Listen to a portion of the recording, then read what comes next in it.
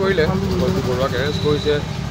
কেইবাটাও ছেকশ্যনৰ আণ্ডাৰত 196 তাৰপিছত 150 গোটেইকেইটা এক ছেকশ্যনত কেইবাটাও ছেকশ্যনত আণ্ডাৰত এৰেষ্ট কৰিছে মানে মোৰ কথাটো হৈছে যে তেওঁ কমিউনেল ভাইলেঞ্চ এটা স্প্ৰেড কৰিবৰ কাৰণে চেষ্টা কৰি তেওঁ যিখিনি কাম হেৰি কৰিলে গৈ পেলাই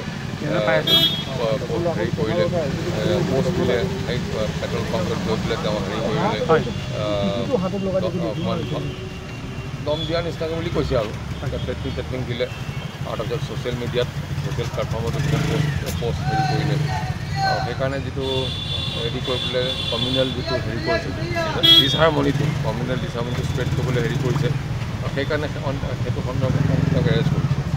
আজি ইয়াত আহি পিনে তেওঁক প্ৰডিউচ কৰিলে 3 দিনৰ কাৰণে ৰিমাণ্ড বিচাৰিছিল কাৰণ ৰিমাণ্ডটো আমি অপ'জ কৰিছোঁ আৰু হয় মই যিটো বুজিছোঁ ৰিমাণ্ড নিদিয়ে ৰিমাণ্ড নকৰে আৰু বেইলৰো তেওঁ যিখিনি আইনসন্মতভাৱে যিখিনি মেণ্ডেটৰী যিখিনি ৰিকুৱাৰমেণ্টছ আছিল বেইলৰ কাৰণে যিটো প্ৰচিডিঅ'ৰ ফ'ল' কৰিব লাগে সেইটো ফ'ল' কৰা নাছিল সেইটো আমি কোৰ্টক হেৰি কৰিছোঁ অৱগত কৰিছোঁ আৰু সেই এছপেক্টটো কোৰ্টে চাইছে তেওঁলোকে অৰ্ডাৰ দিয়া নাই সেইকাৰণে আমি কৈছোঁ তেনেকুৱা এটা কাৰণ বহুতখিনি কথা আহে এনেই আৰু এটা মানুহে কিবা এটা ক'লে বুলি তাক ঘূৰি আনি পেলাই জ্বলাই সোমোৱাই থোৱা কোনো কথা নাই বিবেচনা কৰি চাই পেলাই যি ধৰণে অৰ্ডাৰ দিয়ে বেইলৰ মেটাৰতে এটা ৰিমাণ্ডটো কেঞ্চেল নিদিয়ে বুলি কলকাতা ক'লে ৰিমাণ্ড আমি পুলিচক নিদিওঁ পুলিচৰ বক্তব্য শুনি পেলাই মই ভাবোঁ যে হয় তেওঁ কিবা এটা হয়তো আমি যিটো FIR পাইছোঁ FIR মতে কিবা এটা তেওঁ কাৰোবাক ক'লে আৰু ছ'চিয়েল মিডিয়াত কিবা এটা পষ্ট কৰিলে ছ'চিয়েল মিডিয়াৰ পষ্টটো হেৰি কৰিছে তেওঁ হেৰি পুলিচে আপলোড কৰি পুলিচে প্ৰিণ্ট আউট আনি পেলাই কোৰ্টক দিছেহি আমি তাৰ এগেইনষ্টে যিখিনি ক'ব লাগে বক্তব্য আমি দাঙি ধৰিছোঁ চাওঁচোন বেলটো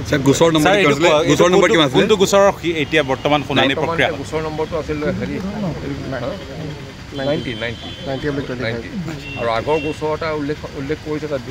হেৰি 89 হেৰি সেই গোচৰটোৰ কথা খালি উল্লেখহে কৰিছে তাত আৰু অইন কথা একো নাই সেই গোচৰৰ মই FIR এখন চাইছিলোঁ তাত তেওঁৰ নাম চাম নাই একো কিন্তু সেইটো এনেই এটা উল্লেখ কৰি থৈ দিছে তাত কিন্তু এইটোৰ লগত সেইটোৰ লগত কোনো সম্পৰ্ক নাই এইটো বেলেগ হ'ব ঠিক আছে case number Duliajan PS case number 90/2025ৰ ওপৰত এটা হিয়াৰিং হৈছে বেল হিয়াৰিং হৈছে কোৰ্টে বেল হিয়াৰিং শুনিছে আৰু তেওঁ এই বস্তুটো অৰ্ডাৰ কাৰণে আজি ইভিনিং আৱাৰ্ছত অৰ্ডাৰ দিব আৰু 3 দিনৰ কাৰণে তেওঁলোকে ৰিমাণ্ড বিচাৰিছিলে এইটো কেছতে ছেইম কেছতে কিন্তু আমি হিয়াৰিং কৰিলোঁ আমি অবজেকশ্যন দিলোঁ গতিকে কোৰ্টে যোনটো ৰিমাণ্ড আছে পুলিচ ৰিমাণ্ড সেই ৰিমাণ্ডটো ইতিমধ্যে ৰিজেক্ট কৰিছে তেওঁলোকে ৰিমাণ্ড নাপায় আৰু যোনটো বেল অৰ্ডাৰ আছে বেল অৰ্ডাৰটো ইভিনিং আৱাৰ্ছত আমি পাম আৰু যোনটো আৰু এটা কেছ আছিলে 89/2025 PS সেইটো কেছত তেওঁলোকে ছেকশ্যন 8 কৰিছে